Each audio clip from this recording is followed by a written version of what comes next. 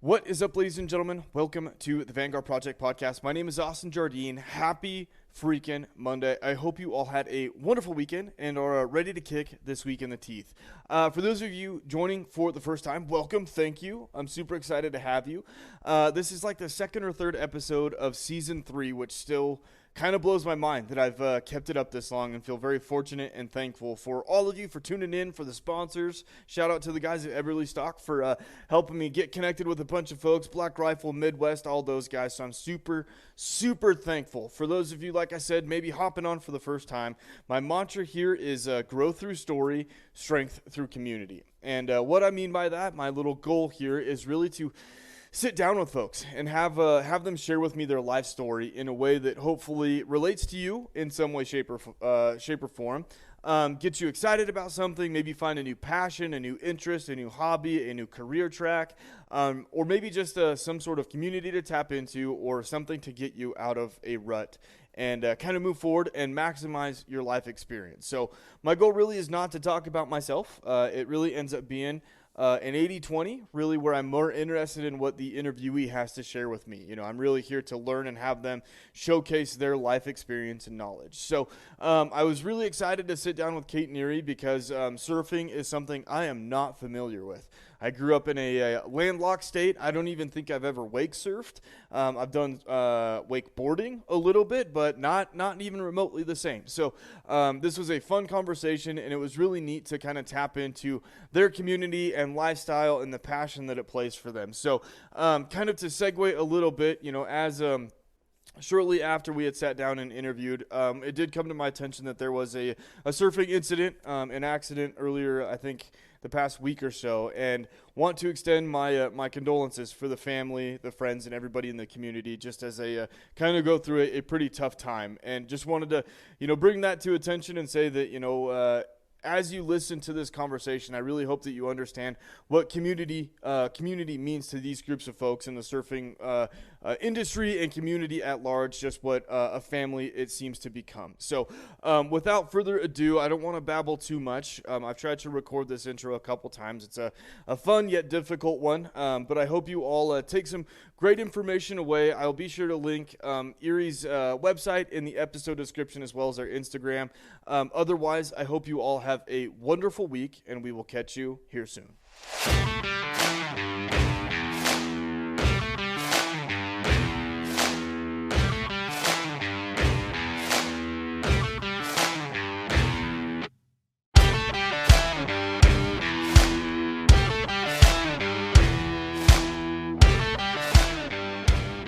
What is up, ladies and gentlemen? Welcome to the Vanguard Project podcast. My name is Austin Jardine. I'm excited because I'm sitting with Kate and Erie of Erie Surfboards, and I'm excited because this is something I didn't mention, but I don't think I've ever actually surfed. Maybe tried wake surfing once because I grew up in a landlocked state. So I'm really interested in this conversation because not only that, but sounds like y'all have some fun, upbeat stuff to share with me. So I don't want to take your guys' intros away, but if you don't mind, maybe introducing yourself a little bit, and I will interrupt and ask questions from there. And there's a little bit of finger pointing, so we'll go ladies first. Okay. Well, first and foremost, my name is Kate Curtis.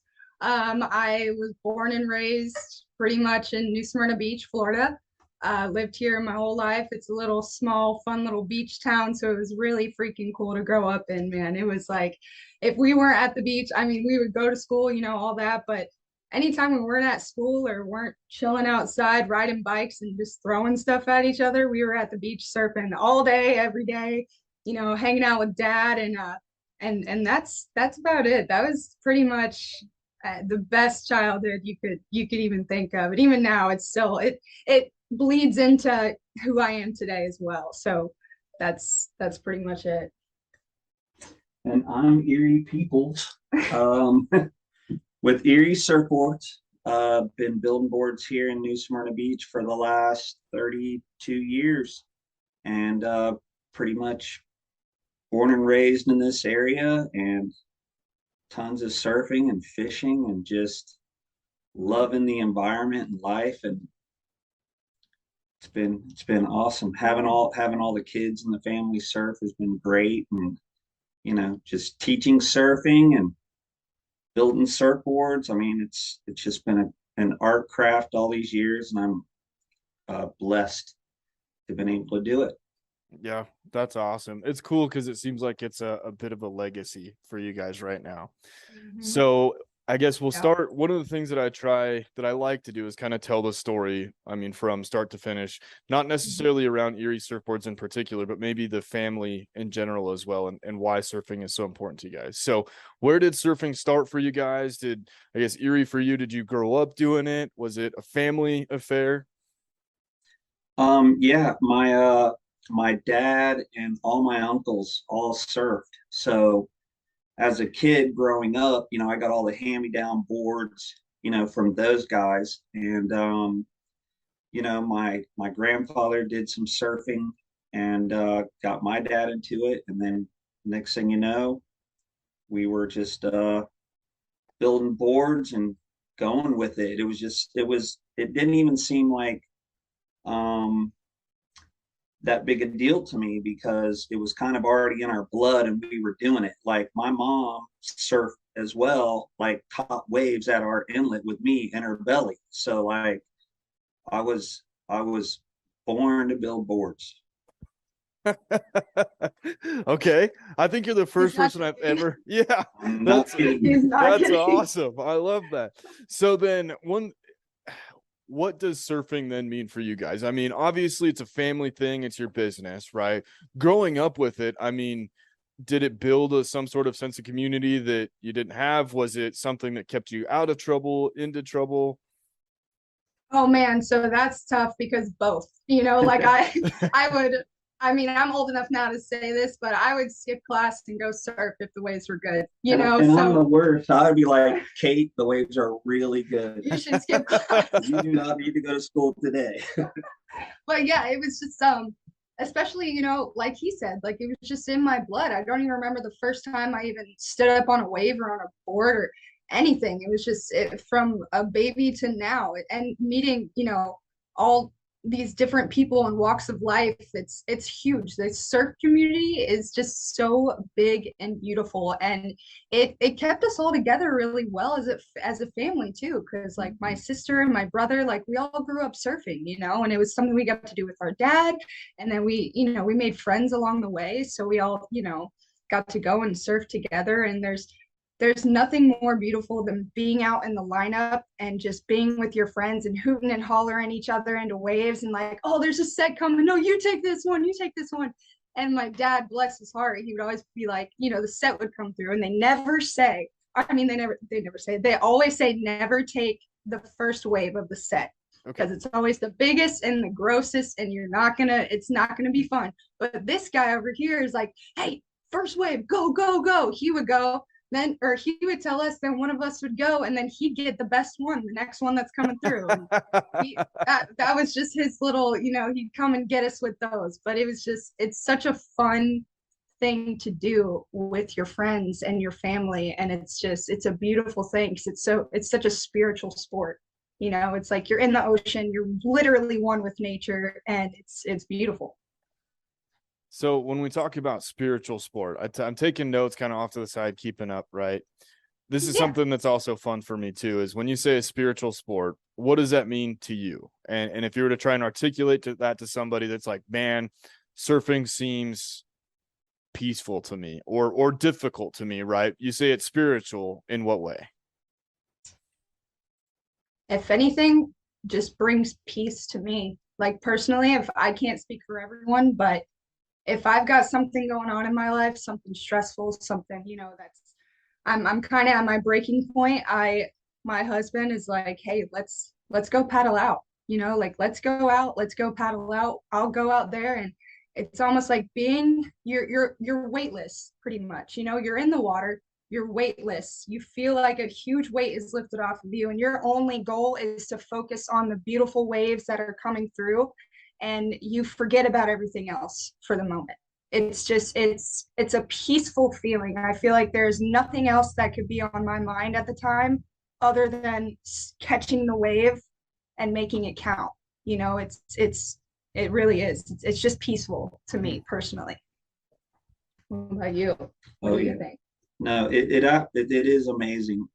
um, sitting out in the water and you're just sitting there, and the beauty of the waves coming in. And I mean, like you could be down patrol and the sun's coming up, and it's just, man, like it's there for you, and it's right there at your fingertips, and it's absolutely amazing, and it makes you come back over and over again. And it it's just something that only surfers feel it, like they get it, and it's addictive. You get hooked onto it, and man, you when you first start surfing, you will surf every day if you can. It's pretty cool. But yeah, I mean, the only thing I tell people is come try. I'm like, hey, I'll push you in a wave. I'll get you out there. It's just different, man. It really is beautiful. Yeah. It makes me kind of stop and think of just a sunset, right? I mean, granted, I feel like it's a little bit more involved than just sitting and staring, right? I mean, you're actually getting after it. So I know you mentioned that you'd started building boards when you were pretty young. What did that look like, and what got you started in actually shaping boards?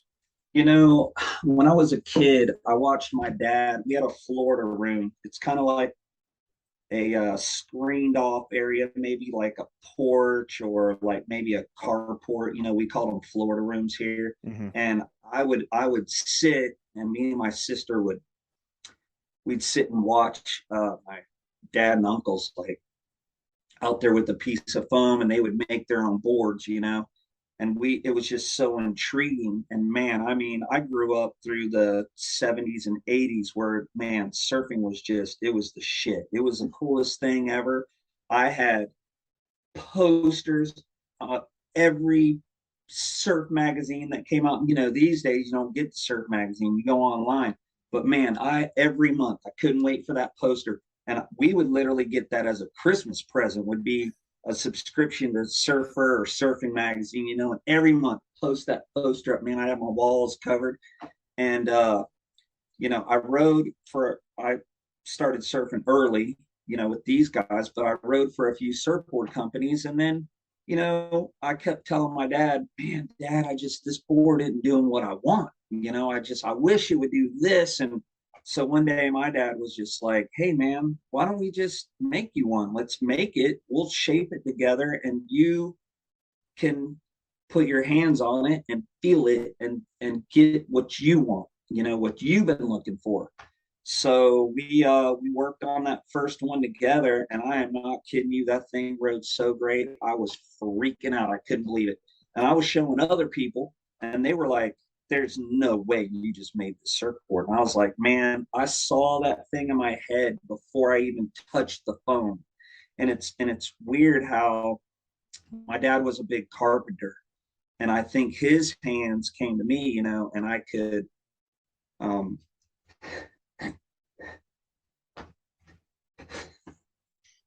sorry. No.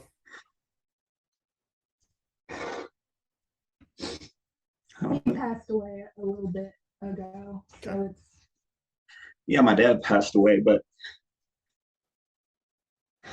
he gave you the craft. Yeah.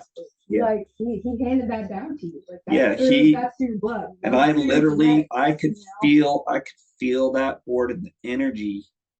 And every board that I touch, I can see it in my head before I'm done with it, and I can feel it. And when I'm screening those rails, I'm like, man, this is a good one. And I always know my dad's right there, Big Daddy. And he loved us all. It was pretty cool to get to surf with them and stuff, and the kids getting to surf with them, and him in the lineup, and all that with us. But I really feel like I really feel like he gave me those hands to keep going. And man, when I started building, started shaping, I never looked back. I'm over 20,500 shapes now.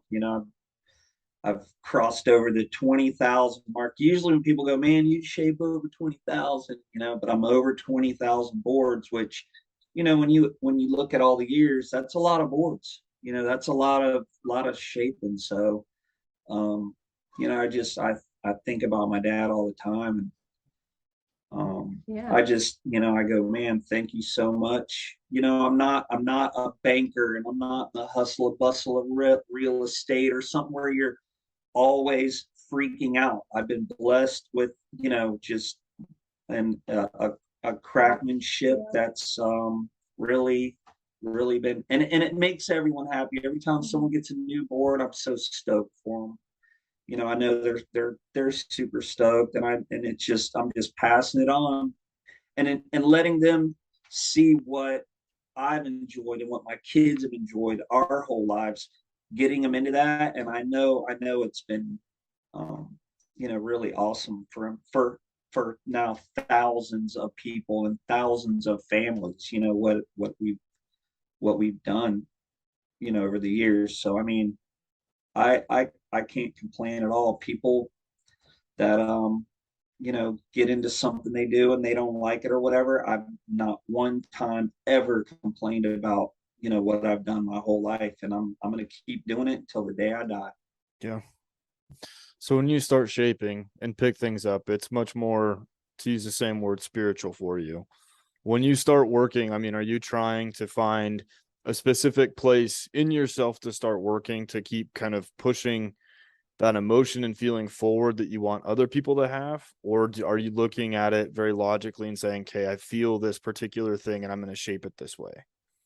You know what? Sometimes I literally, whatever design or whatever board I'm shaping, I will put that music on almost, and I Mm-hmm. will I will put so much energy into that board. If I'm making a short board for the kids, I might have some punk rock going, jamming out, and then if I'm making a single fin longboard, I might have some Led Zeppelin rocking, and I play all kinds of different music all day long as I'm, you know, working on that each and every board. And I'll tell you, 99% of every board that I'm making is a custom for somebody. Mm-hmm. I rarely build any stock boards. Like if someone called me right now, what do you have in stock? I'd be like, nothing.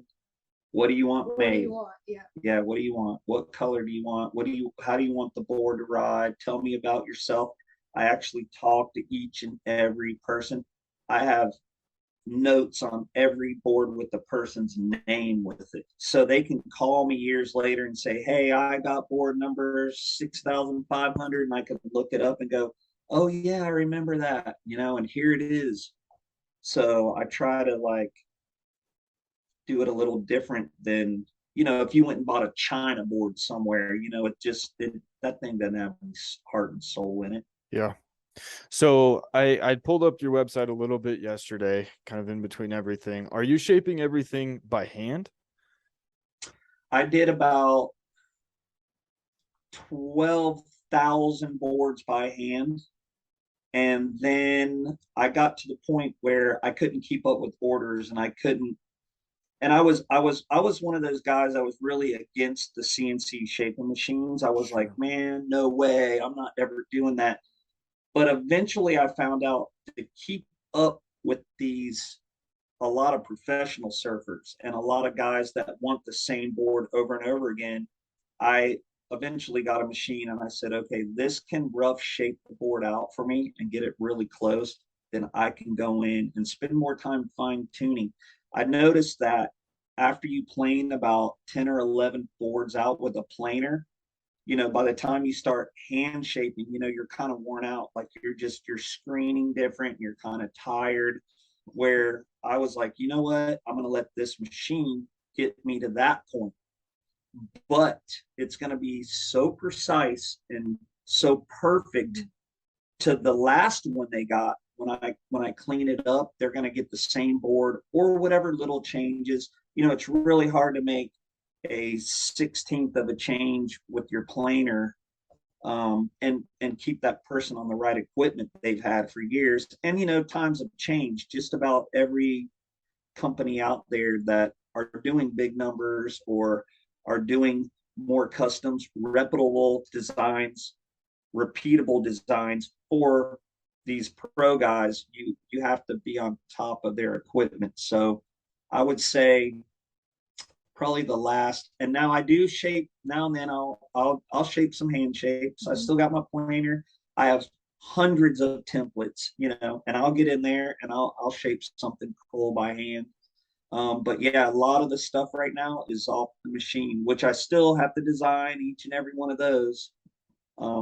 It's almost a little harder, using all the technical stuff on that software. Yeah, it's pretty crazy. But I'm learning, I'm learning it. I've done a lot over the years. So, but yeah, I mean, I don't know. I think half or over half were hand shaped, and now a lot of computer shapes. Yeah, I did rough finger math. You were making 640 boards a year, which is about two a day nonstop. That seems nuts to me. Well, the crazy thing is, at one time, I want to say maybe 2005. See, before, out of nowhere, the China boards started coming from China. Out of nowhere and flooding the shops, which put a big dent in our production, because now all of a sudden this cheaper stuff was coming in and we were like, whoa, what is going on? But before that, or I would say 2004, 2005, before Clark Foam went out of business, we were doing 2,500 boards a year, and I was shaping 10 or 12 a day, nonstop. That's all I did, hand shape, 10 or 12 boards every day. And if I didn't, I mean, I had to shape 65 or more every week to keep just to keep everything going in the factory. And I look back now and I go, how was I doing that? How was I shaping that screams arthritis to me. yeah totally worn out. Like, I would stand in front of my wall looking at all the orders, crying, pulling my hair out, like, oh my God, how am I doing this? Better busy than bored, though. Yeah. And then in between that, the waves are good at the inlet. And then everyone's like, don't go surf because the inlet's so like sharky. Like, if you get bit, what are we gonna do? You can't surf. You're not allowed to. You can still shape in a cast, right? I could do it. Yeah. I've seen people do some crazy things without arms and stuff. I mean, teach their own, right? Yeah, right. So then our major, I guess the folks that use your boards then, I mean, are they your average Joe surfer that like just to get out on the weekends? You guys big, are they tournaments, competitions? Both. Yeah. I mean, a lot of it's your average guy. A lot of the stuff we're building is for your everyday guy or the weekend warrior guy, but we do build a lot team for competition. Yeah, we have a really good team. Yeah. A bunch of good team riders, and they're doing competitions all around the world. I mean, it's nonstop. So like what I try to do is a week of production stuff that's going to stores or wherever it's going. And then I try to run a week of customs or team boards, Yep. Okay. So maybe a couple. So one of my favorite questions, because I'm thinking about it right now. I've got a couple that I'm thinking about. Maybe we'll start here. One is for somebody that maybe is trying to pick their first surfboard, get into it, has never surfed before, looking to give it a shot. What advice would you have for them? I would tell them to start on a longboard, something long and wide and thick that's real stable, because you want your first few rides to be rememberable but super fun and to keep you surfing. So like, if you try to learn on a short board, you're not going to catch any waves. You're going to go over the falls every time. You're going to get held under. You're going to go, I'm never surfing again. So I say start on something big, like a 9.0, like a 9-foot surf longboard, and then work your way down gradually. As you get better and better, you can work your way down, and then eventually you can get down to something shorter if you want to go that route. But I mean, a lot of people end up like longboarding and then they go, I'm not even gonna try. I'm just Like gonna me. stay on longboards. Yeah, just they just stick on the fun stuff. They're out Yeah. having a good time. I try to tell everybody, I really preach having a good time. Just have a good time. You're out there. It's great exercise. Just, make it fun. Don't stress out. Yeah.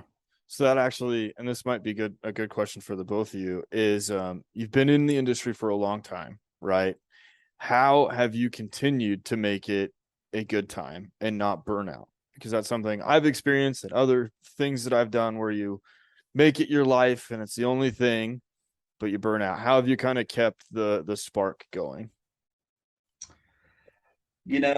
There's so much technology and like new designs that are coming out. So all the time you're trying to make something better, or you're trying to do something new, or you're trying to do some new resin tint colors, and you're just, you're always trying to push your guys to the next level. So every time you turn around, I'm thinking, what can I do different, or what can I do next?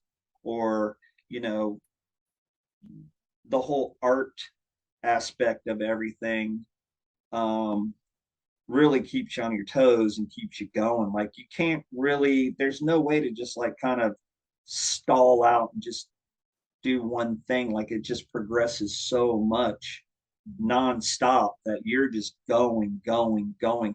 And there's all these other avenues with the paddle boards and the wake surfers and everything going on. You're just, man, I mean, you don't have a minute to stop. Yeah, and So too from like the surfer's perspective, like from my perspective, it's like you've got to accept the fact that you're not going to succeed every single time.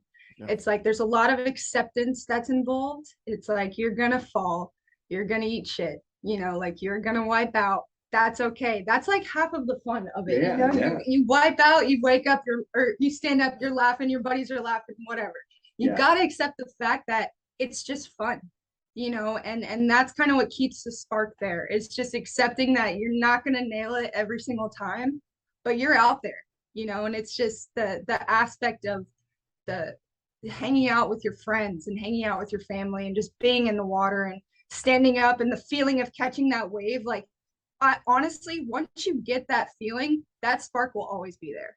That's my personal experience. Is I've never once not stop I've never once stopped thinking about surfing, and two, I've got buddies who started surfing, and they don't have a dad who shapes surfboards. They didn't grow up in that lifestyle, but they think about it nonstop as well. They're just like, we love the feeling that it gives us, we love how much fun we have, and it's a blast. And that the spark will always be there. Once you get into it, there's no getting rid of it. It's like a virus. I'm thinking about it now, like, man, that actually sounds fun because I feel it's like fun.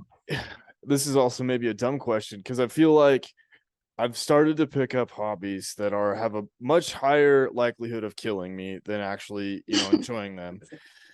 I don't know how that stacks up against surfing though, like in terms of danger. I don't feel like, I mean, you've got drowning, potentially get knocked out, and obviously sharks, but Yeah. like I don't know the percentage of like chance that we're looking at.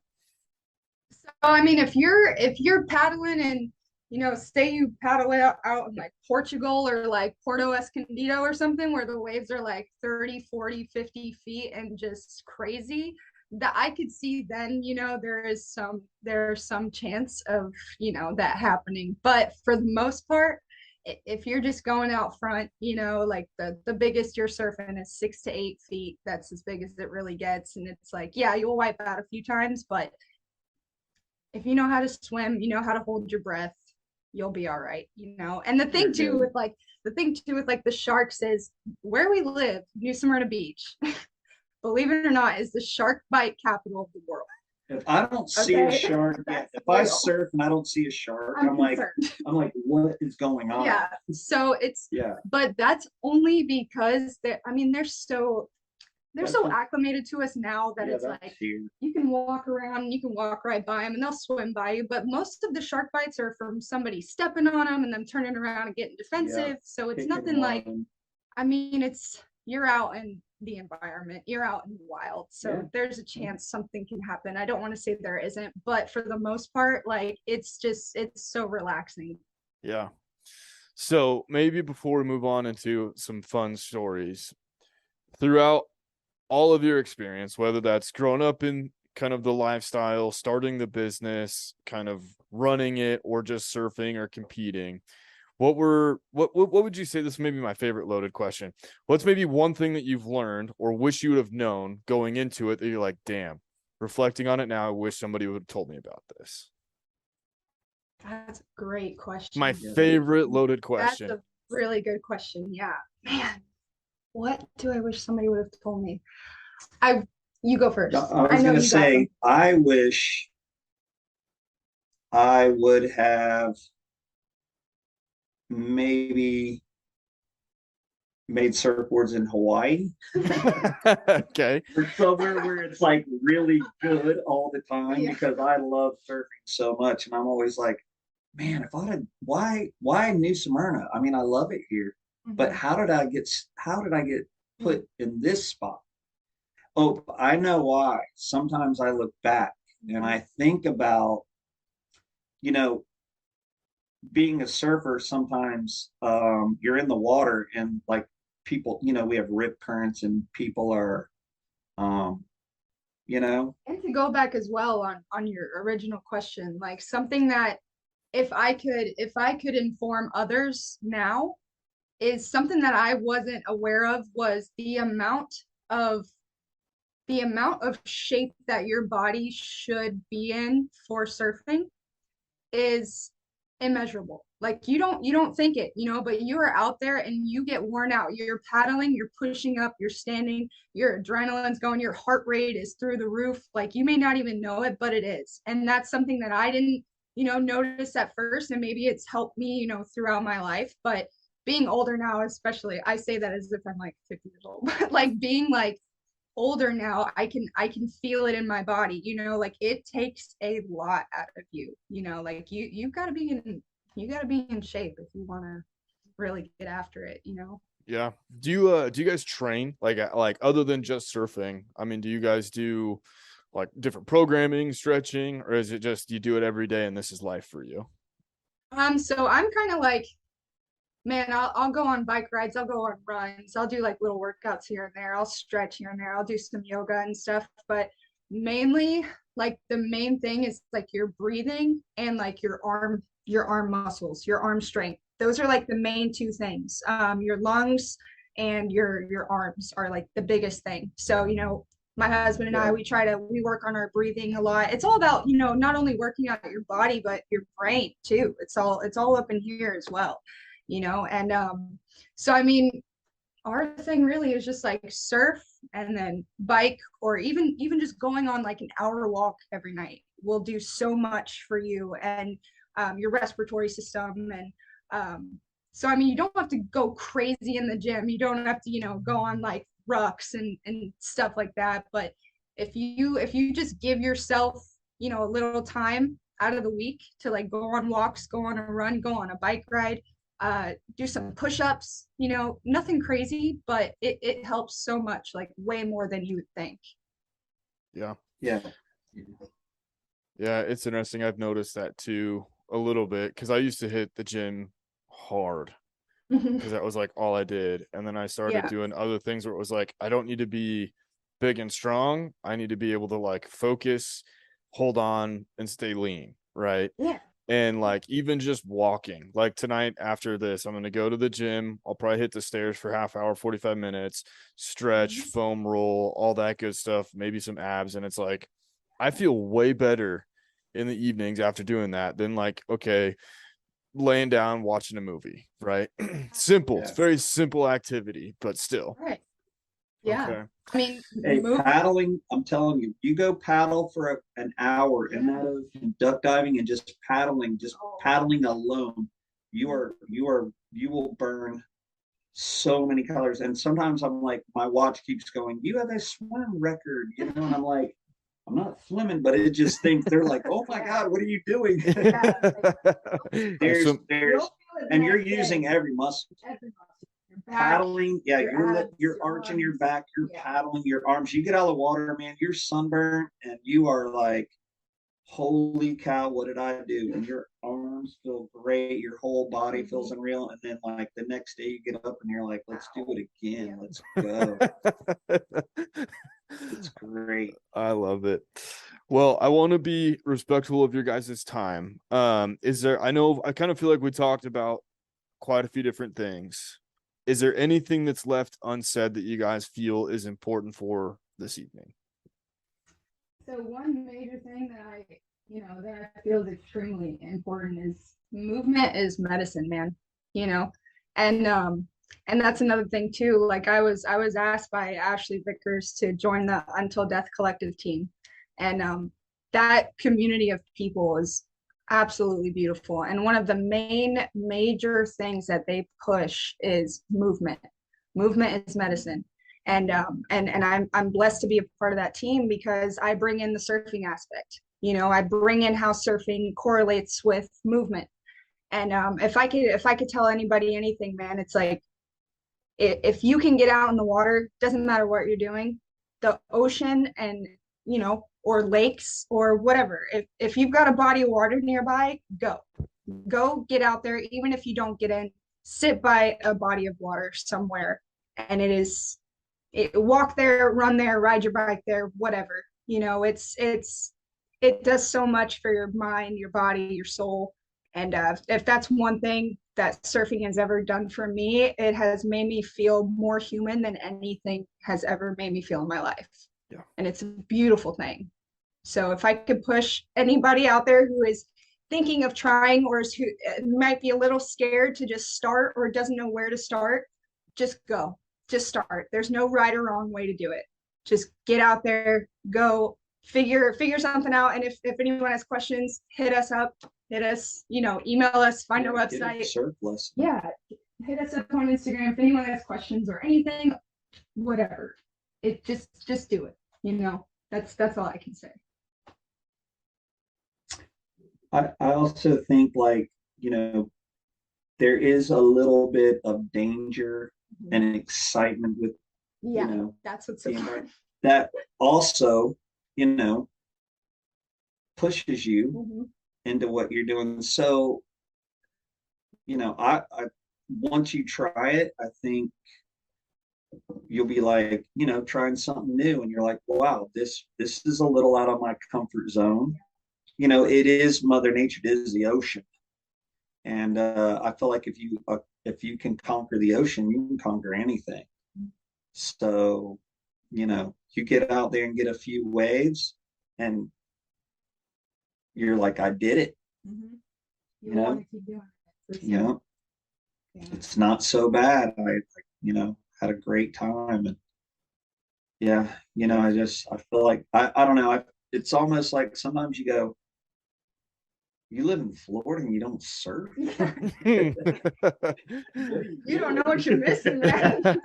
That's how I feel out here. It's so fun with skiing and surfing, or skiing and snowboarding. It's like literally half an hour. Yeah. And it's like I do other things, but I haven't haven't gotten into skiing and snowboarding yet. But you gotta go snowboarding. I've never done it. All my guys have all snowboarded, and they're like, it's so close to surfing. It's so rad. It's just different with their feet and everything, but they're like, and you're not like timing catching a wave, but they go, it is so much fun. It's like right there. So I've tried it. I've tried it a couple times, snowboarding, and I liked it because like I longboarded in college and stuff. So I mean, it's not too dissimilar, to that and wakeboarding, but I'm also on a budget, and some of the passes here are like I think it's $1,000 for a pass, and I'm like, dude, I have to pay rent still. The beach is free, right?